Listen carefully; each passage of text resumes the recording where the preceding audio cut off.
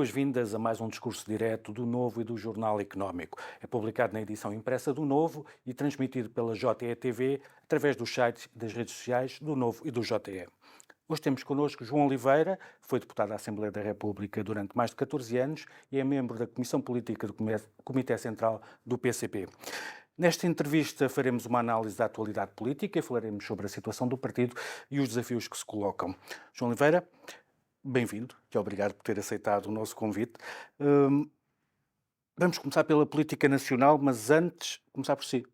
Esteve muitos anos na Assembleia da República, 14 anos, 9 deles como líder parlamentar, até às últimas eleições, e que foi eleito. Como é que são os seus dias agora? O que é que mudou desde que deixou a Assembleia? Como é que faz a sua intervenção política agora, face ao que era em janeiro? Bem, antes de mais, bom ano, um bom ano de 2023 para todos. As mudanças são muito significativas. O meu trabalho passou a ser desenvolvido sem o contexto parlamentar e, portanto, sem todos os elementos que fazem parte do contexto parlamentar, da pressão própria da dinâmica do trabalho parlamentar, da pressão mediática que está associada também ao trabalho parlamentar, e, portanto, passei a ter dias diferentes. O meu trabalho agora é feito num quadro substancialmente diferente do que era anteriormente. Não há propriamente uma alteração muito grande no trabalho que faço, continuo a fazer trabalho político e, portanto, continuo a trabalhar para o meu partido, agora com uma responsabilidade mais direta na área da justiça e também com outras responsabilidades no quadro partidário, mas, digamos assim, continuando a ter intervenção política e a desenvolver o trabalho político todos os dias. O contexto é completamente diferente e, portanto, agora tenho mais condições para ser dono do tempo que uso para o trabalho que faço, já não tendo que ter uma boa parte do tempo condicionado por aquilo que é imposto exteriormente por outras dinâmicas alheias à minha própria vontade e à vontade da organização do tempo do trabalho do nosso partido e, portanto, as condições são substancialmente diferentes desse ponto de vista, porque do resto não há propriamente, na substância das coisas, não há propriamente grandes alterações. Não há grandes alterações, o que quer dizer que continuo a olhar para a política de um ponto de vista, de um ponto de observação que é privilegiado, no fundo. Que análise é que faz deste período que levamos de maioria absoluta? Deste período em que não está no Parlamento? Olha, eu diria era bom que fosse só um caso de estudo, porque se fosse só um caso de estudo significava que não havia propriamente nada na realidade que fosse suficientemente marcante para ser mais do que um caso de estudo. Infelizmente não é só um caso de estudo, infelizmente é um período de que merece, que é um período digno de registro e merece algum registro, ainda que o registro seja negativo. Aliás, eu há uns dias, a outro propósito e noutro contexto, veio-me a ideia, o contraponto entre aquilo que há um ano era dito, por esta altura. Mas há um ano estávamos perto das eleições, tínhamos eleições a aproximarem-se muito, muito rapidamente, e aquilo que era dito na altura, particularmente pelo atual Primeiro-Ministro, o Secretário-Geral do PS, António Costa, não apenas sobre a situação que se vivia na altura, mas sobre aquilo que podia vir a ser o futuro do país, se o PS tivesse uma maioria absoluta, se o PS pudesse governar sem constrangimentos, sem limitações, sem ninguém a condicionar a ação e as opções do PS, sobre a terra do leite e do mel que os portugueses teriam pela frente com uma maioria absoluta do PS. Quando nós olhamos hoje para estes meses que passaram, ainda não passou sequer um ano de maioria absoluta do PS. O governo tomou posse há bem menos de um ano. Quando nós olhamos para a realidade do país, para as dificuldades que as pessoas têm pela frente, para aquilo que já perderam em tão pouco tempo, comparado com aquilo que tinham conseguido alcançar num período tão mais alargado, como foi aqueles 6 anos anteriores, eu julgo que aquilo que está à vista é que, manifestamente, este tempo tem sido demasiado rápido na sucessão de problemas e dificuldades que têm sido impostas ao país, aos trabalhadores, ao povo, à generalidade da população portuguesa. E eu diria que há um ano muito pouca gente adivinharia que estávamos numa situação em que estamos hoje. Já havia muitos sinais que apontavam para isso, quer dizer, o aumento dos preços já aí estavam, quer dizer, os combustíveis, há um ano os combustíveis já levavam mais de 6 meses a aumentar de forma muito significativa. A pressão sobre os preços de energia já era muito significativa. O preço das matérias-primas, o preço de alguns bens essenciais já iam subindo e, portanto, já havia alguns indicadores daquilo que podia vir a ser o ano 2022. Mas, verdadeiramente, não havia perspectiva de que, sobretudo por opção do governo, a situação pudesse ter o caminho que teve, entretanto, e eu julgo que isso é digno de nota, infelizmente digno de nota negativamente, mas eu julgo que é um elemento de registro que faz ultrapassar muito o caso de estudo, digamos assim. Este PS da maioria absoluta é um PS muito diferente daquele PS com que negociaram durante o período da geringonça? Eu diria que o PS não é diferente, as condições é que são. Ou seja, em condições diferentes destas, o PS via-se obrigado a ter que ter em conta aquilo que o PCP dizia, propunha, defendia. Em muitas circunstâncias, foi esse contexto e esse enquadramento que obrigou o PS a fazer, inclusivamente, coisas ao contrário daquilo que foi sendo feito pelo PS ao longo dos anos. Quer dizer, nós lembramos, os governos do PS não ficaram conhecidos pelo aumento do abono de família, ficaram conhecidos pelos cortes que foram feitos no abono de família em 2010, ficaram conhecidos pelos cortes dos subsídios de desemprego em 2010, pelos cortes dos salários, pelos cortes das pensões. Ou seja, aquilo que era a matriz das opções do PS, aquilo que foi sendo a matriz das opções do PS, ia no sentido oposto às decisões que foram tomadas naqueles 6 anos, entre 2015 e 2021, sobretudo entre 2015 e 2019, os últimos 2 anos já num contexto diferente. Agora, verdadeiramente o PS é o mesmo que era naquela altura. As condições é que naturalmente hoje são diferentes. O PS tendo hoje uma maioria absoluta, encara essa maioria absoluta como sempre as maiorias absolutas foram encaradas, com um sentimento de autossuficiência e até, em algumas circunstâncias, até de soberba relativamente a essa circunstância, eventualmente convencidos de que basta haver uma maioria de deputados na Assembleia da República para que tudo se possa decidir e resolver, quando materialmente não é assim. A vida demonstra que a sociedade tem múltiplas formas de expressão dos seus sentimentos de contentamento ou descontentamento, de satisfação ou insatisfação, e que tudo isso influencia e às vezes até se impõe com uma força superior àquela que resulta de uma maioria absoluta de deputados da Assembleia da República.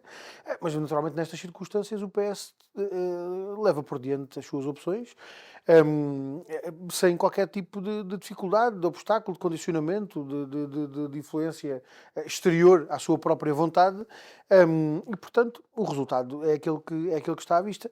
Eu julgo particularmente o Orçamento de Estado talvez seja, eu não diria, o Orçamento de Estado não é o alfa e o ômega, digamos assim, dos instrumentos de política, mas como condensa um conjunto de elementos de várias áreas, é talvez um bom reflexo daquilo que são as opções políticas em várias áreas.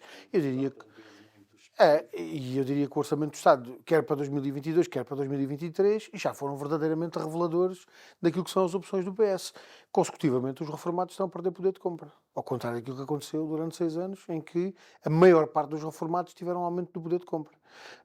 Bastaram 2 anos para que esses aumentos do poder de compra acabassem por ser ultrapassados pela perda de poder de compra imposta por estas opções que o PS está a fazer, face a uma realidade que, não sendo resultado direto das opções governativas, acaba por ser acolhido pelas opções governativas. Os aumentos dos preços não são impostos pelo governo. A limitação aos salários não é imposta pelo governo. Agora, a partir do momento em que o governo não aceita controlar e fixar os preços, a partir do momento em que o governo não aceita medidas de aumento dos salários, naturalmente, isto significa que é coincidente, aceita, acolhe, digamos assim, essas opções que são feitas, naturalmente, no plano económico, pelos atores económicos, sobretudo pelos grandes grupos económicos, que são quem determina o essencial do andamento dessas opções do ponto de vista económico.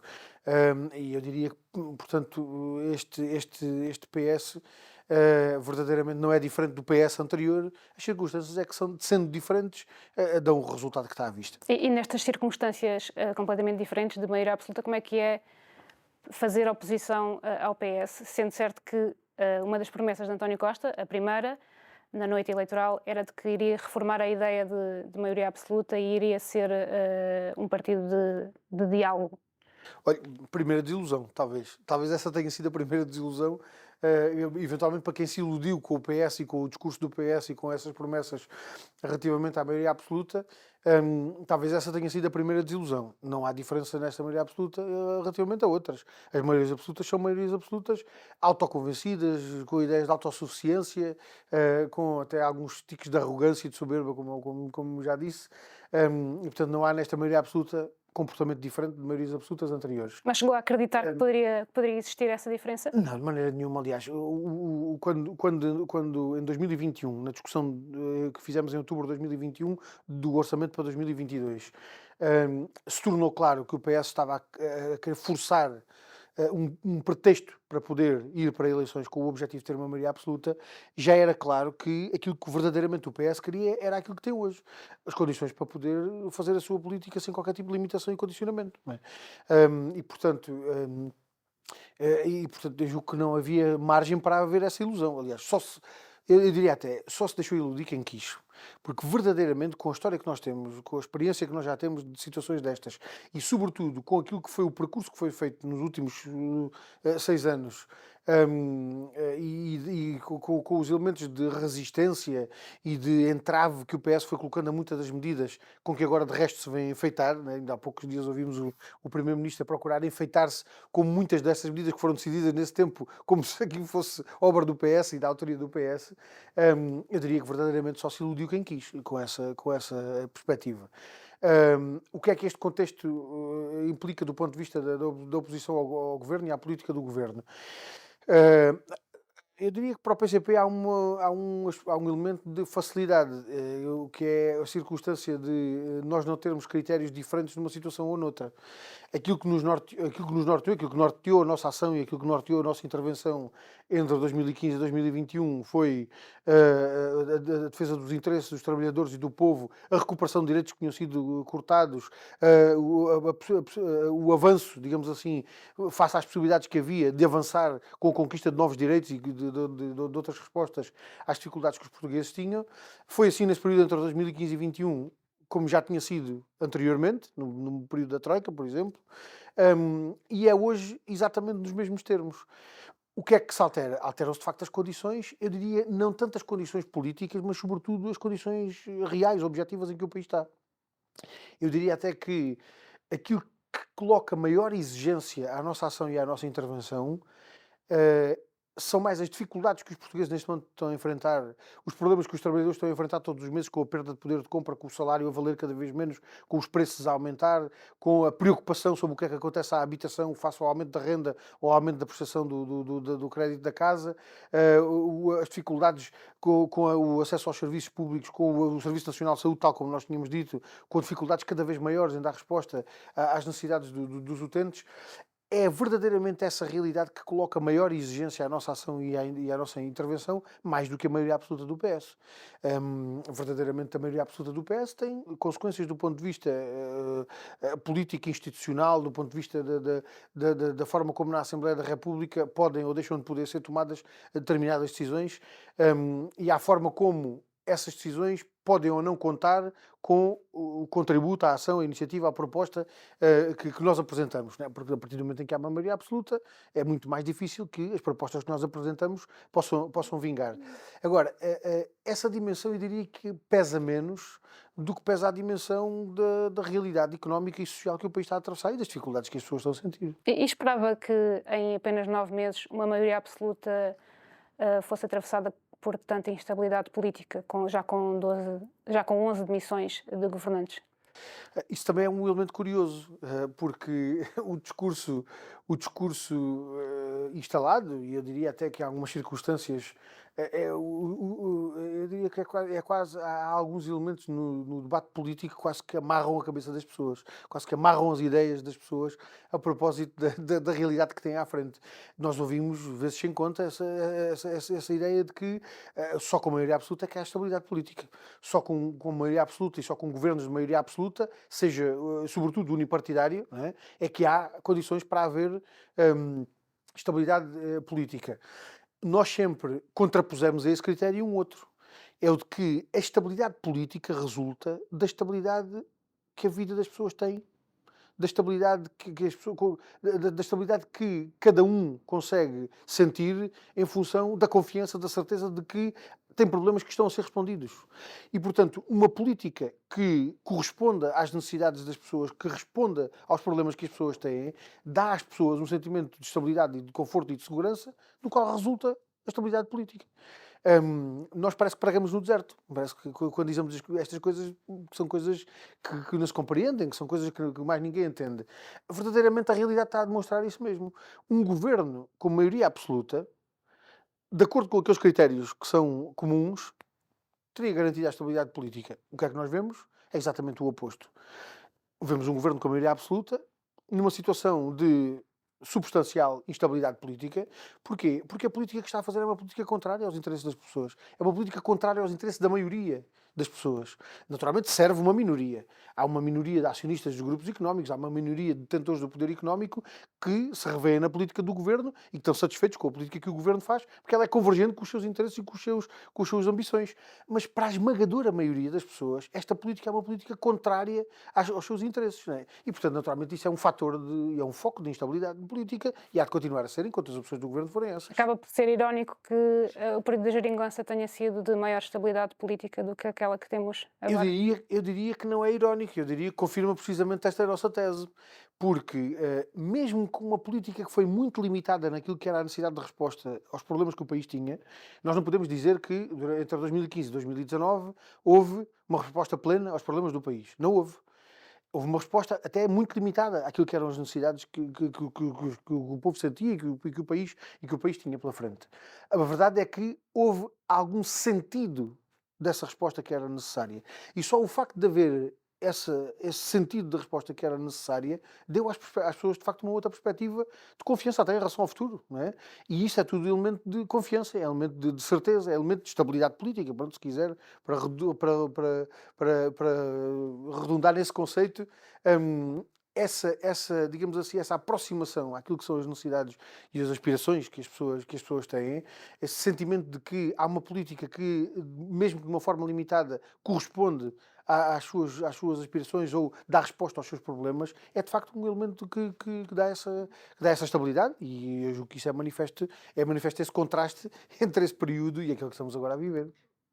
Mas em relação àquilo que disse de ser mais uma questão de política, nós tivemos aqui uma sessão de casos e casinhos e a sensação que fica de fora é que esses casos têm mais a ver com pessoas do que com políticas. É assim, nós tivemos casos de demissões de governantes que tiveram mais a ver por serem aqueles do que... Aliás, tivemos alguns governantes que nem tiveram tempo para ter intervenção política, tal foi a rapidez com que passaram pelo governo. Há um déficit na escolha de pessoas. Olha, deixa-me lá ver como é que eu consigo responder à sua questão sem pôr o pé em ramo verde.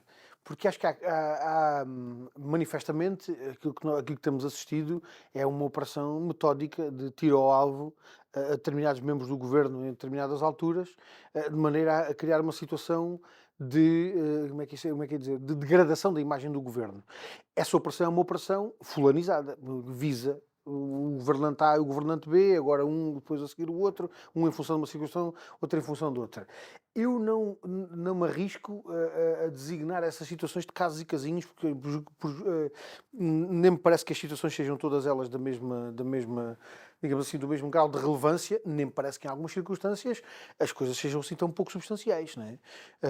Julgo particularmente a propósito desta situação que foi revelada, a propósito da Secretária de Estado do Tesouro, enquanto era administradora da TAP, há aqui um elemento de substância que é incontornável, quer dizer, o contraste que fica à vista entre as condições que os gestores e administradores de grandes empresas têm e aquilo que é a realidade de grandes dificuldades dos trabalhadores dessas mesmas empresas ou de outras, é uma questão de uma grande substância, quer dizer, eu julgo que nenhum trabalhador encararia com dificuldade a sua perspectiva de futuro se, perante a perspectiva do despedimento, a indenização que tivesse à frente fosse de €500 mil.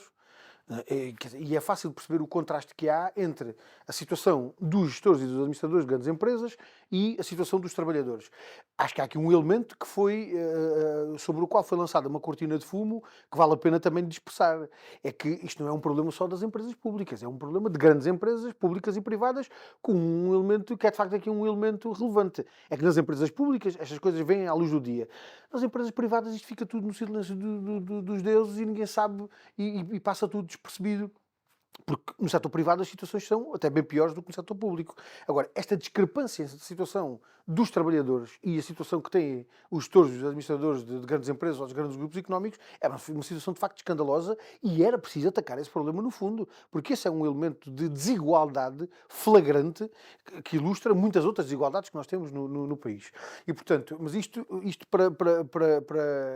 para explicar porque é que me parece que, havendo uma boa dose de fulanização nesta operação que vai sendo desenvolvida de ataque ao membro do Governo A ao membro do Governo B, ainda assim há questões de substância por trás que têm que ser avaliadas com o grau de relevância que tem a substância daquilo que está em discussão.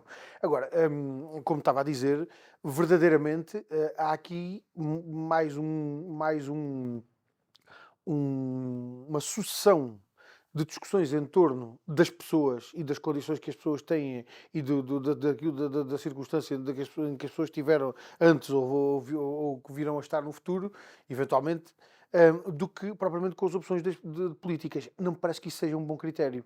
Porquê? Porque o que é verdadeiramente relevante é saber quais são as opções políticas que o Governo faz e que cada governante assume nas áreas que tutela.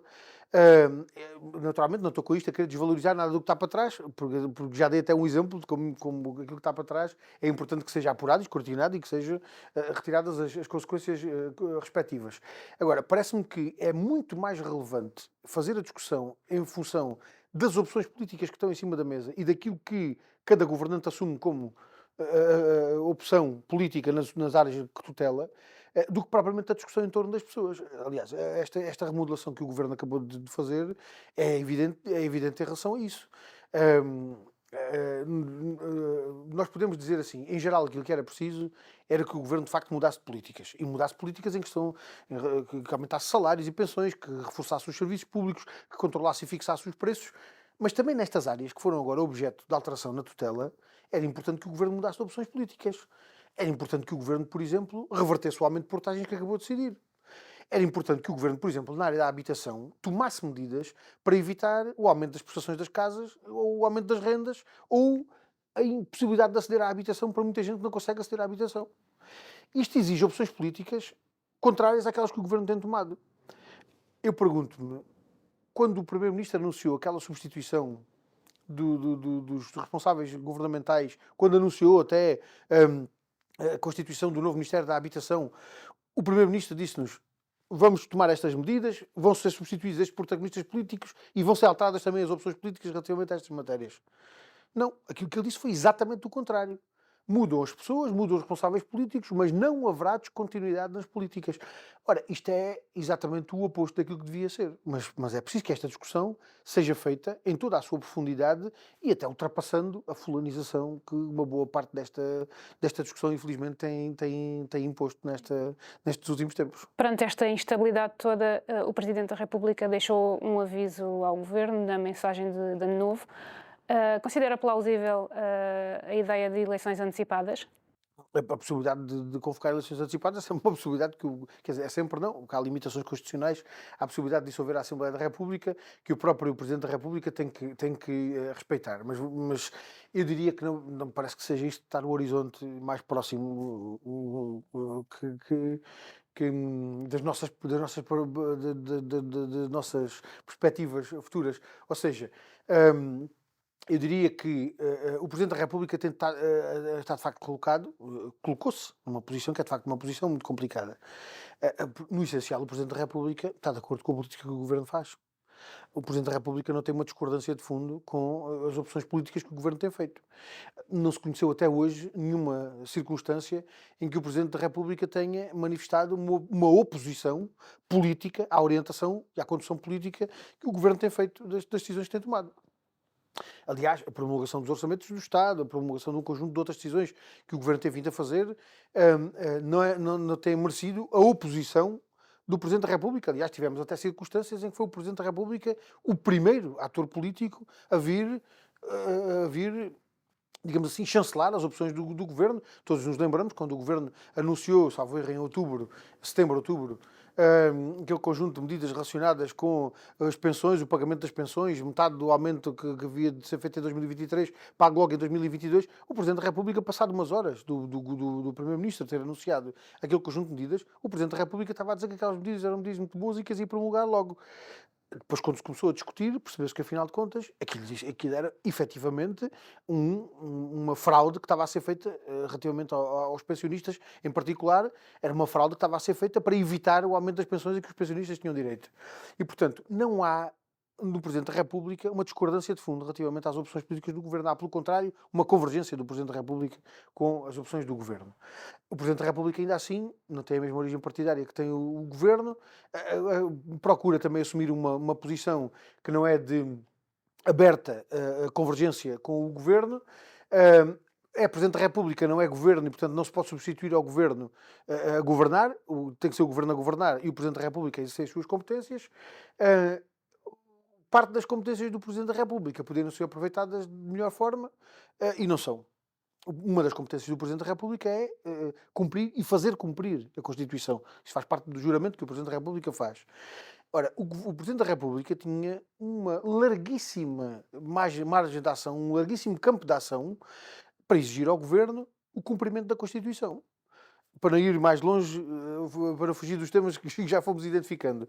Na habitação, na saúde, no direito ao emprego e ao trabalho, ao salário, no direito à proteção social, nós temos comandos constitucionais, nós temos direitos constitucionais. Em tudo aquilo em que o Governo está a pôr em causa esses direitos, o Presidente da República podia ter um papel de contraponto, dizendo ao Governo, atenção, vocês têm a obrigação de cumprir a Constituição.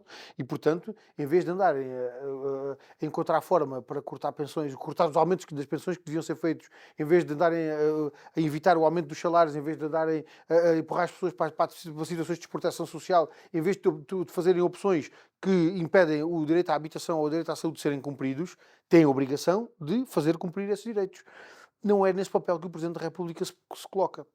Não tem sido um bom guardião da Constituição. Não, o Presidente da República prescinde de todo esse espaço de ação que tinha e que faz parte das suas competências próprias, faz parte do exercício próprio das suas funções, para se limitar a uma espécie de papel de árbitro partidário do sistema político e institucional, quando o seu papel vai muito para lá, podia e devia ir muito para lá disso, nomeadamente em relação a essa exigência de cumprimento dos direitos que a Constituição consagra. E, portanto, qual é o resultado de tudo isso? É das mensagens presidenciais ficarem depois limitadas a esta dimensão de saber se o Presidente da República vai ou não vai dissolver a Assembleia da República. Se o Presidente da República vai ou não vai interromper uma maioria absoluta que existe na Assembleia da República, quando todos os dias se vai procurando criar condições para que o Presidente da República tenha, de facto, esse tipo de pretextos, não é? Manifestamente não me parece que seja isso que verdadeiramente possa permitir ultrapassar as dificuldades que nós temos.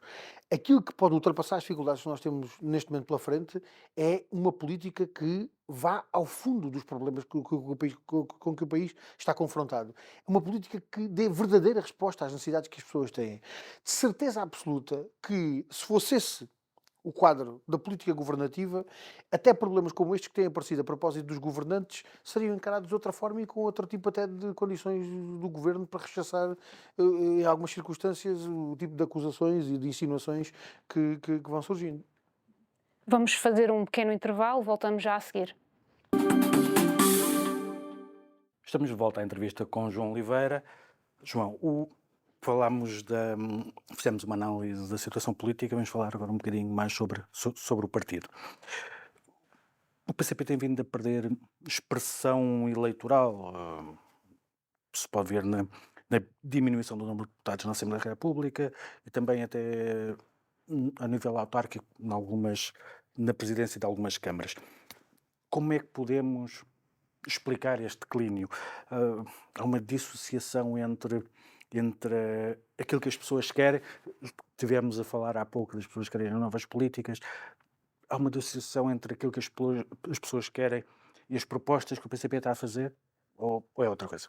Bem, eu diria que cada resultado eleitoral tem por trás de si uma explicação própria, ou seja, eu diria que não há propriamente um denominador comum que possa servir de explicação para todos os resultados eleitorais. Aliás, acho que no caso das eleições autárquicas, nos 308 municípios haverá 308 explicações para cada um dos resultados autárquicos que são obtidos, porque de facto a circunstância própria da batalha política eleitoral em cada um dos concelhos é diferente. Eu julgo que há naturalmente alguns elementos que ainda assim pesam e pesam de sobremaneira, não apenas do ponto de vista eu diria, de fatores que estão na nossa mão, mas também de outros fatores que nós não controlamos, não é? E, portanto, há naturalmente questões que são da nossa responsabilidade e de trabalho nosso que é feito com algo com insuficiências, com erros que precisam de ser corrigidos e com insuficiências que precisam de ser superadas, e julgo que isso é manifestamente evidente.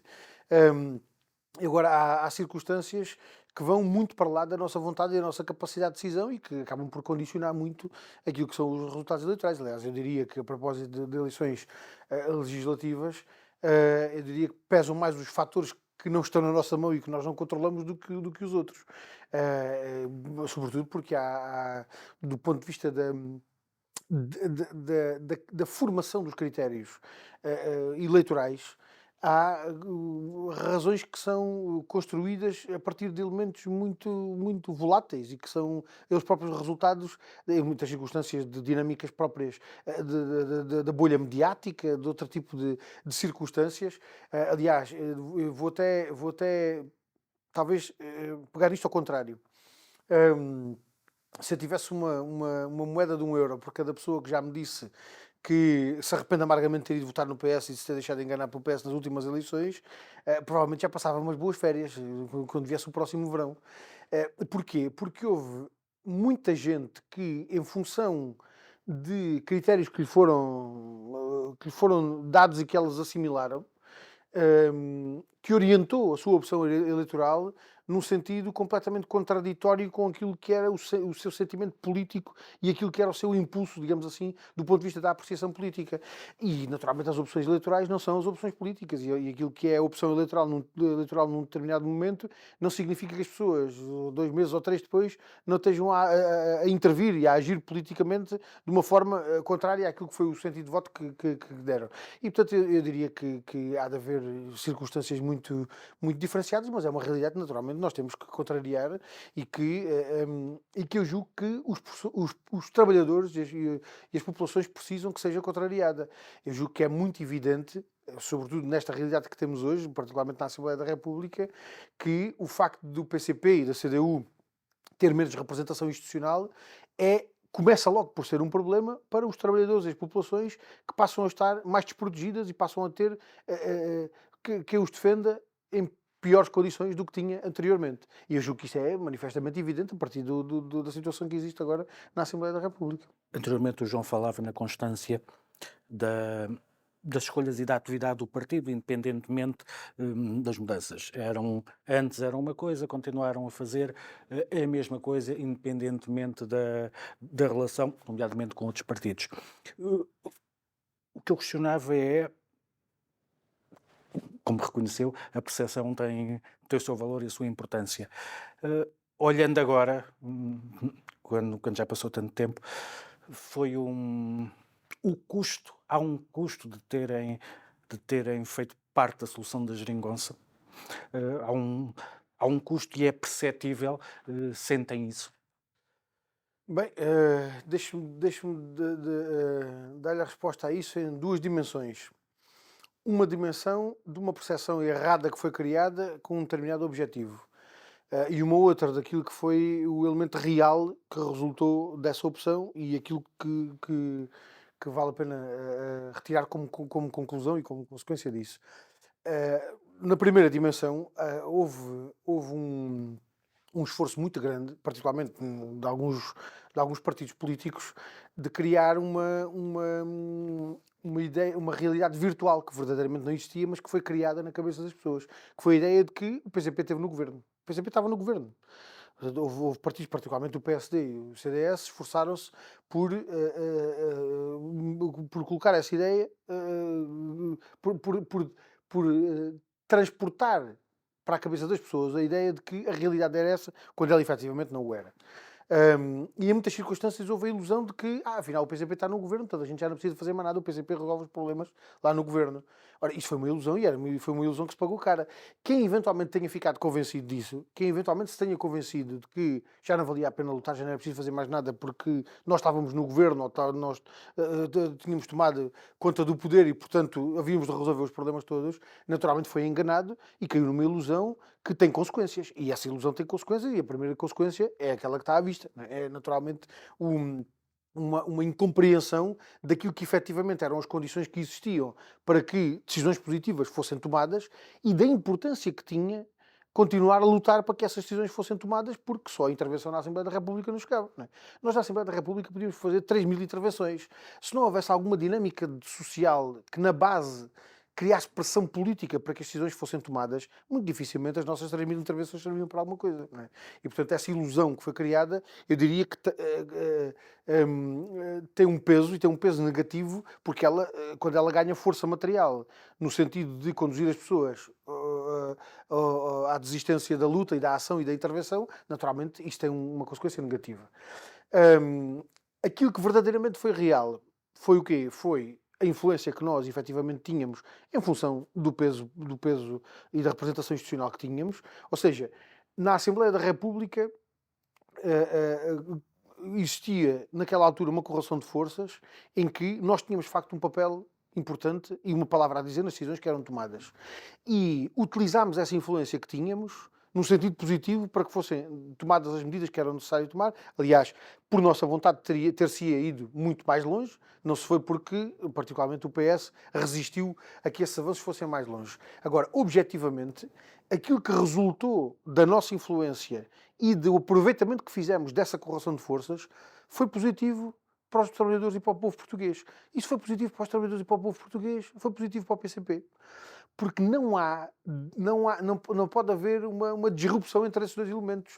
Não há coisas boas que são boas para os trabalhadores e mais para o PCP. É o contrário. Aquilo que é bom para o PCP é aquilo que é bom para os trabalhadores e para o povo. E, portanto, essa coincidência julgo que é manifestamente evidente e, olhando para trás, vendo as pessoas que tiveram salários repostos, que tiveram pensões repostas, que tiveram pensões aumentadas, as crianças que tiveram manuais escolares gratuitos e creches gratuitas, os doentes que tiveram taxas moderadoras eliminadas, que tiveram, quer dizer, a quantidade de medidas que foram tomadas, a redução do preço dos transportes, não tivessem sido essas medidas que foram tomadas naquela altura, e a vida hoje seria muito mais difícil.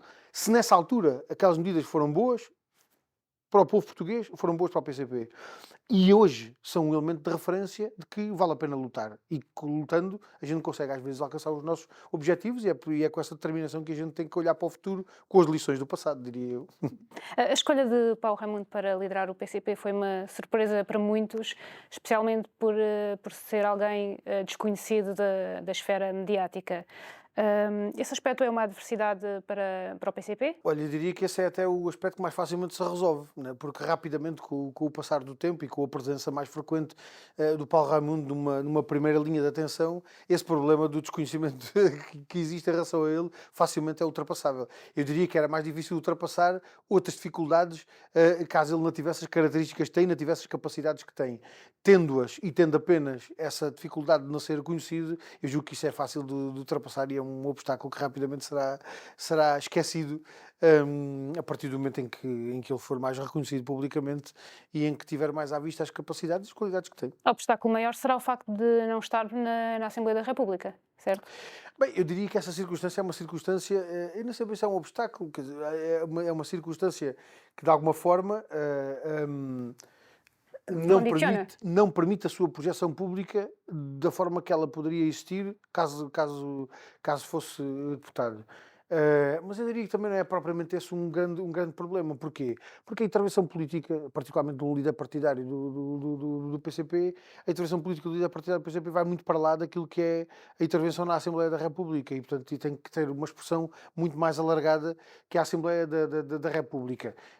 E eu julgo até que o facto eu julgo que até que o contexto da sua intervenção pública ser mais frequentemente fora da Assembleia da República, talvez até possa ter uma vantagem até de maior ligação e maior, digamos assim, de maior reconhecimento da parte da generalidade dos portugueses que, encontrando à porta de uma empresa ou numa feira ou num local de contacto com as populações, em circunstâncias que são familiares e ao cotidiano, que fazem parte do cotidiano da vida das pessoas, talvez até possa também ter esse elemento positivo.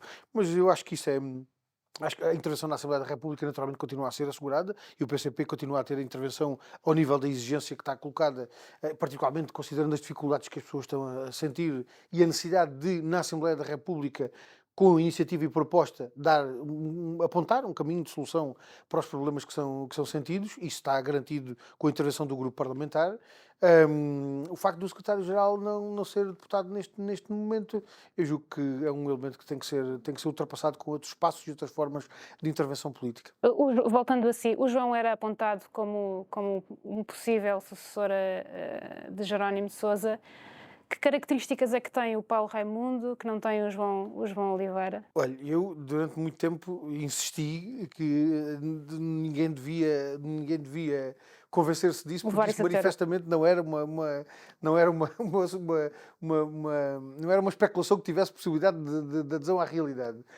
Eu agora acho que a questão está ultrapassada. Agora, manifestamente, a questão está completamente ultrapassada, porque a substituição do meu camarada Jerónimo de Sousa foi feita pelo Paulo Raimundo, num contexto que eu acho que é um contexto verdadeiramente notável, que é de uma coesão interna que é muito difícil encontrar noutras circunstâncias. Eu julgo que as condições em que nós tivemos para fazer esta discussão com toda a serenidade, com toda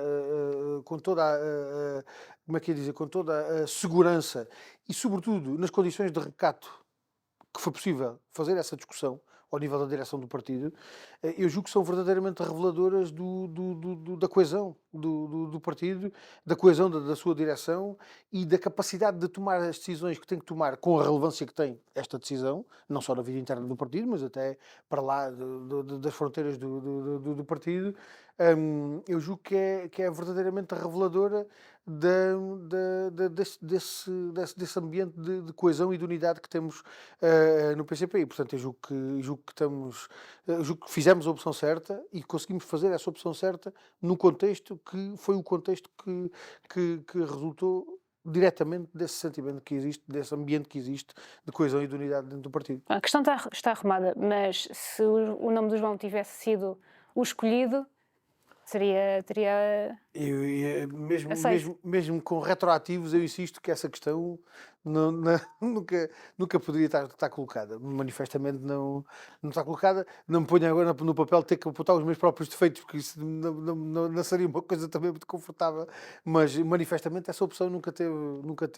Eu acho que nunca teve colocado e acho que não era uma opção que verdadeiramente fosse considerada nesta discussão, e por isso é que fui insistindo que, mesmo percebendo que, por força das circunstâncias da minha intervenção na Assembleia da República e das responsabilidades que tinha na liderança do grupo parlamentar, que, pelo facto das pessoas terem algum reconhecimento com alguma frequência da minha figura, que isso pudesse ser induzido, mas eu fui insistindo que isso não era uma questão que se colocasse e, manifestamente, a realidade confirmou aquilo que eu vinha dizendo. Nesta nova etapa, quais são os principais desafios que se colocam ao partido? Eu diria que os principais desafios que estão colocados são, de facto, de apontar uma saída para a situação em que estamos. É preciso que as pessoas tenham a confiança de que há, de facto, saída para esta situação em que estamos, que há solução para os seus problemas. E, de facto, essas soluções existem. É preciso criar as condições para que essas soluções possam ser postas em prática, para que a política capaz de resolver os problemas que as pessoas sentem, possa ser executada. Isso é de uma exigência tremenda quando as dificuldades estão a atingir proporções que todos nós conhecemos, não é? Quer dizer, com uma inflação de 8,1% em 2022, como ficou agora registado, com uma perda de poder de compra aceleradíssima, sobretudo para quem tem rendimentos mais baixos, não é? Porque quem tem rendimentos mais baixos sofre mais com a subida dos preços dos bens essenciais e com a subida dos preços da energia, que foram dois dos segmentos de produtos que mais aumentos de preços tiveram. Ou seja, onde o poder são precisamente as pessoas que têm mais baixos rendimentos, aquelas que mais perdem poder de compra em termos comparativos, com dificuldades do ponto de vista económico e social que não têm. Neste momento não deixam ninguém intocado, com as preocupações que milhões de famílias portuguesas têm em relação ao destino da sua habitação, em relação ao futuro do seu emprego, em relação a um conjunto de outros elementos. Eu diria que esse é talvez um dos elementos que mais pesa do ponto de vista das exigências que estão colocadas à nossa ação e à nossa intervenção. E eu diria que a nossa Conferência Nacional identificou muito bem esse quadro, não apenas o quadro da situação económica e social do país, mas o quadro internacional, da situação internacional que se vai agudizando e que comporta ela própria elementos de incerteza, eu diria, elementos de incerteza que, sendo de incerteza, nós não podemos dizer que vão neste sentido ou naquele, mas podemos identificar como tendo um determinado sentido de evolução previsível, e que naturalmente coloca o nosso país, um país que está tão dependente do estrangeiro como está o nosso, naturalmente está mais vulnerável às alterações da situação internacional como aquelas que nós temos vindo a assistir e aquelas que têm tido os impactos que têm. E eu diria que na Conferência Nacional nós identificámos naquelas 20 linhas de trabalho um conjunto de elementos que têm que focar a nossa ação e a nossa iniciativa. Umas no sentido de apontar as soluções para problemas concretos de natureza económica e social que aí estão, nos salários, nas pensões, na habitação, na saúde, na exigência do cumprimento da Constituição e dos direitos que ela comporta, na defesa da liberdade e da democracia. Outros numa dimensão de reforço do partido e da sua capacidade de ação e de intervenção, né? Nomeadamente de recrutamento de novos militantes, de reforço da organização em termos de intervenção nas empresas e nos locais de trabalho, de ligação às populações e aos trabalhadores com um conjunto de elementos que ficaram fixados na resolução da nossa conferência de forma muito, muito evidente, e naturalmente procurando responder a estas exigências que, em muitas circunstâncias, são exigências que já vinham de trás, noutros casos são novas exigências que estão efetivamente colocadas ao nosso partido e à sua intervenção. E, portanto, eu diria que, não sendo tempos fáceis, naturalmente, o nosso caderno de encargos também não é pequeno. Mas eu estou convencido que temos um partido à altura dessas responsabilidades, como sempre tivemos ao longo destes 101 anos de história. E acho que esse elemento é um elemento até de confiança que nós podemos ter. Quando nós olhamos para a história do nosso partido, estes 101 anos foram feitos de momentos muito difíceis e alguns deles bem mais difíceis do que estes que hoje atravessamos, não é? Particularmente os 48 anos em que enfrentámos a ditadura, nas condições em que o fizemos, não é difícil de reconhecer que foram anos bem mais difíceis do que estes que estamos agora a atravessar. Agora, se nem mesmo nessas circunstâncias nós desistimos, e eu diria até, se até mesmo nessas circunstâncias mais difíceis nós estivemos à altura das exigências que tínhamos, não era agora que íamos dar parte de fracos e, portanto, cá estaremos certamente para dar a resposta que se exige ao Partido dos Trabalhadores. E para esta nova fase, e talvez para terminar, para esta nova fase, há abertura para o regresso de ex-militantes do PCP. Os renovadores ficaram na expectativa depois daquela entrevista que o secretário-geral deu à agência Lusa? Eu acho que foi feita alguma especulação em torno daquelas afirmações do meu camarada Paulo Raimundo, que verdadeiramente não tem razão de existir, quer dizer, porque manifestamente aquilo que ele constatou foi um elemento óbvio. O PCP conta com os seus militantes, mas também conta com muita gente para lá do partido que connosco intervém nas mais variadas áreas e frentes de trabalho. Eu diria, no plano institucional nós temos na Assembleia da República, nas autarquias, no Parlamento Europeu, sempre que travamos batalhas eleitorais, temos connosco nas listas da CDU muitos homens e mulheres que não são militantes do PCP e que são inclusivamente militantes de outros partidos, neste caso do Partido Ecologista aos Verdes ou da Intervenção Democrática, e até homens e mulheres sem filiação partidária, portanto, pessoas independentes. No nosso dia-a-dia, na intervenção política que temos nas empresas e nos locais de trabalho, noutras frentes de trabalho, temos muita gente que, não sendo militante do PCP, intervém ao nosso lado e que connosco constitui uma frente social de luta, muitos democratas e patriotas que ao nosso lado intervêm nesse sentido da defesa da liberdade, da democracia, dos direitos dos trabalhadores e no sentido do progresso. Conhece que fazem falta... Inclui-se nesses muitos homens e mulheres que em alguns casos já foram militantes do PCP e deixaram de o ser por algum motivo numa determinada altura, alguns dos quais até acabam por voltar ao partido, e alguns até têm voltado ao partido, tinham deixado de ser militantes do partido há muito tempo e entretanto, voltaram a sê-lo, mas eu diria que nós contamos com todos, com uma certeza que é de que nós temos, ao longo destes anos todos, feito, quando digo ao longo destes anos todos, é ao longo destes 101 anos, nós temos feito um percurso que é um percurso marcado por um elemento de coerência que não se pode perder. Nós somos o Partido dos Trabalhadores e somos o partido que tem um projeto de sociedade a construir, temos um projeto político de sociedade que defendemos, e há alguns elementos que constituem a nossa natureza enquanto Partido Comunista, que nos definem enquanto tal, de que nós não abdicamos. E ao longo destes 101 anos, mantendo essa coerência, mantendo esses elementos que nos identificam como Partido Comunista que somos, nós fomos sempre um elemento agregador de outros à nossa volta. E é esse fator de agregação que nós continuamos a ter. E eu julgo que essas palavras do meu camarada Paulo Raimundo foram ditas nesse sentido. E portanto houve depois quem fizesse interpretações no sentido de que havia um